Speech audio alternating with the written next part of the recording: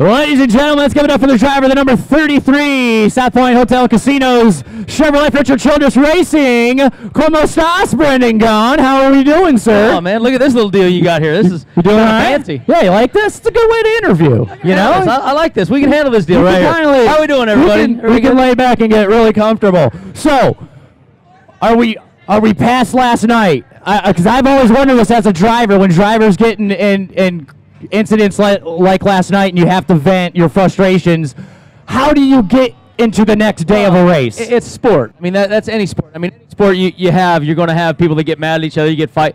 The difference with our sport versus your football, your basketballs, you might see the other opponent once a month or once every, maybe once a year even.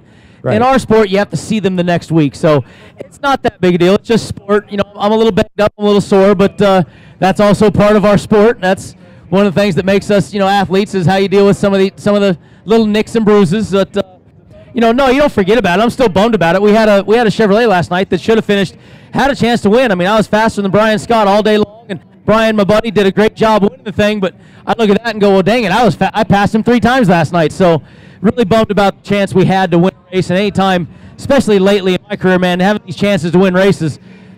Fortunately, with Richard Childress, first time in years that I've had chances consistently, and I can't finish it. And last night was one of those where it wasn't my fault, but just bummed we let one go. Do you feel like you have to let him know, like maybe a week or so now, and say, hey, look, I just want you to know, like, I want to help you out and let you know? No, I voiced my opinion last night. I love this guy for this. In 2 languages, and and that was until he comes up and wants to have a few things to say to me that he needs to say. We'll let him make the next move. You're fluent in Spanish? Yes. Really? And it's amazing how many Spanish words I remember that I haven't used in many years last night. Sorry to my Spanish friends out here, but yes, I speak Spanish. I think it actually surprised him when I was speaking in English and then he spoke in Spanish, didn't think I'd understand, and I answered him in Spanish. He went, oh, that'll catch you off guard. He's like, oops, I guess I can't fake this one now. All right, so how much being in the trucks in the Nationwide, how much of the truck race did you get any good preparation just mentally for what you're going to have to do today to win?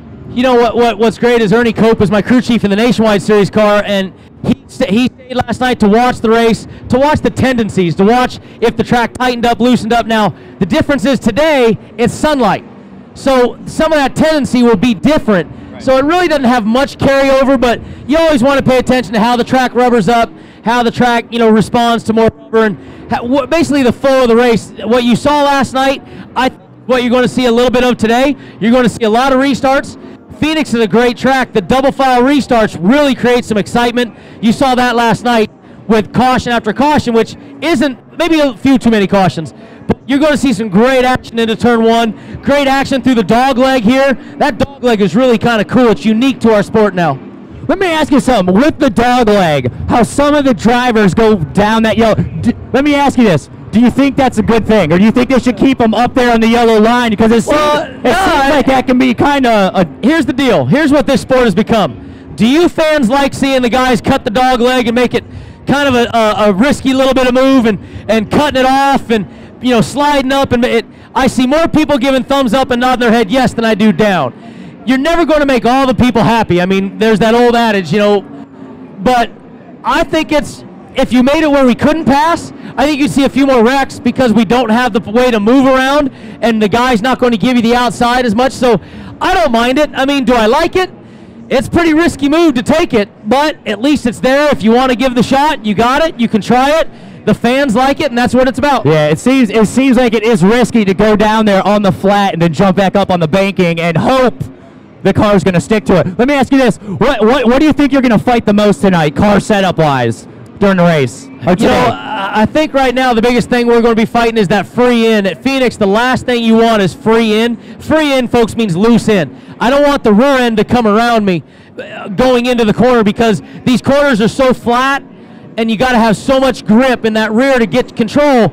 If you lose that, if the rear end starts coming up, you really struggle. So Ernie Cope, our goal is to not get free in. If we can keep that and then not get too tight in the center, which is the opposite, we'll be good. That's what you got to fight that balance of. Is there an overall race strategy that you and Ernie Cope have gone over with for the race? Like, are you guys going to race hard off the bat? Do you want Do you want to see how the car is handling for until the first pit stop? How do you guys work that out? You know, we qualified 11th, which for me at Phoenix, anybody that's seen me at Phoenix, I always race great at Phoenix. I love racing here, but I am the king of screwing up qualifying here at Phoenix. So I qualified 11th. Now Ernie doesn't very happy with that, but I'm pretty happy because I'm not looking at 38th in the face going, man, that sucked. So we don't have to do anything wild. We can kind of keep our pace. We're going to find a rhythm that fits us early, give feedback, make adjustments, keep up with the racetrack, and we don't have any wild strategies today.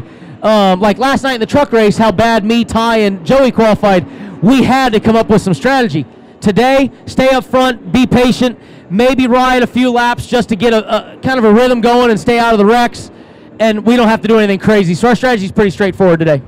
How important is pit road going to be today? Do you think that's going to play a major role? Pit road always plays a major role. It is tough to pass at Phoenix.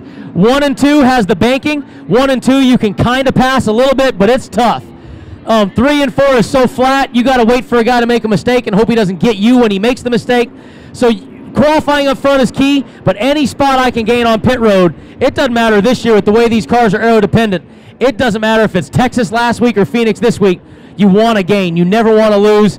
Good thing about Richard Childress Racing, very, very rarely do I lose spots on pit road. So we got a good pit stall. I think we got an opening on the exit, which is key. Gives me a better, you know, I can be more aggressive getting in my pit stall, and I think we'll be good. What's it like to race for Richard Childress in that equipment? I mean, that's got to be a really great position for you. It's a great feeling right now. You know, my career the last 6, 7, 8 years, I've gone from my own team that I loved racing for myself, but I did not love hemorrhaging money. And we hemorrhaged a lot of money when I owned my race team. And then working for Rusty Wallace, I love Rusty to death, but we were a team that used to try to buy engineering from Childress and used to try to get stuff from Childress. To drive for the man that people pay to get their information from is such a great feeling. You don't have to question things anymore. You don't have to say, well, I wish we knew how to do this anymore, or I got to, you know, you can choose A or B. You can only choose one. We get to have our, have our milk and eat it too. You know, we get to have both. So it's been great driving for Richard. I love it. It's the last team I want to drive for. That's some pretty big words to say. Also, outside of racing, Brendan's a big college basketball fan. College basketball just started up. You excited for that? And who are you picking? Well, come on. You know I'm a Hoya fan. My Hoyas last night, they played last night on the USS Baton, an amphibious assault craft for the U.S. military.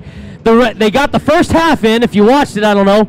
They got the first half, and the second half, moisture built on the deck, and the floor wasn't safe to play on anymore, so they actually had to cancel the game at halftime. But you know I'm always a Hoya fan. That's all I root for. Is my life is got to watch my Hoyas, and I think we're going to be all right this year. We're not ranked to start the season, but Coach Thompson III always does a great job getting us up to the rankings near the end of the year. Definitely. I'll tell you what, we're going to have you sign some autographs. We got it. Ladies and gentlemen, Brendan Gaughan. Let's give it up for him. Thanks, Good guys. luck tonight. Appreciate it. Thanks, Brandon. Come by, man. You're always a fun interview. Always a fun interview, man. I love it.